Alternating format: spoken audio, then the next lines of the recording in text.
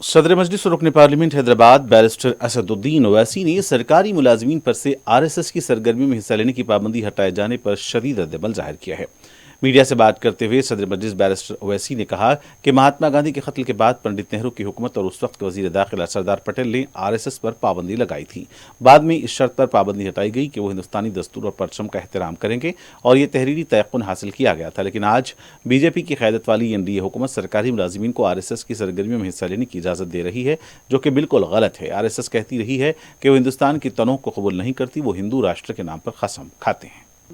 जो सरकारी कर्मचारी वो जा सकते। देखिए, आरएसएस पर महात्मा गांधी के कत्ल के बाद सरदार पटेल ने और नेहरू की हुकूमत ने उन पर बैन लगाया।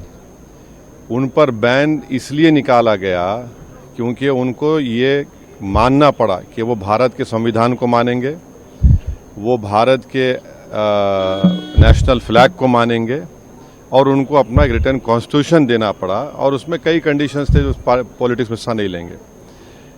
उस ऑर्गेनाइजेशन को आज ये बीजेपी की एनडीए की सरकार ये परमिट कर रही है कि गवर्नमेंट सर्वेंट्स आरएसएस के एक्टिविटीज़ में हिस्सा ले सकते।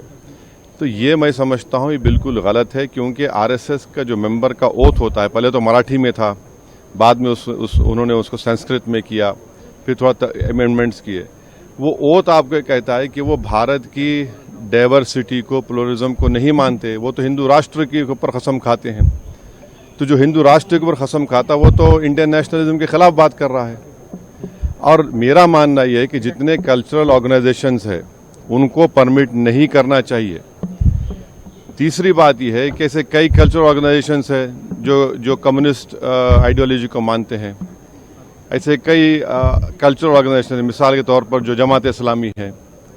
और आखिरी बात यह है कि इस फैसले से बात जाहिर होती है कि ये जो एनडीए के अलाइज हैं, ये लोग क्या कहेंगे इस बारे में भी, क्या वो इसको मानते हैं, उस फैसले को एक्सेप्ट करते हैं, ये उनको बताना पड़ेगा।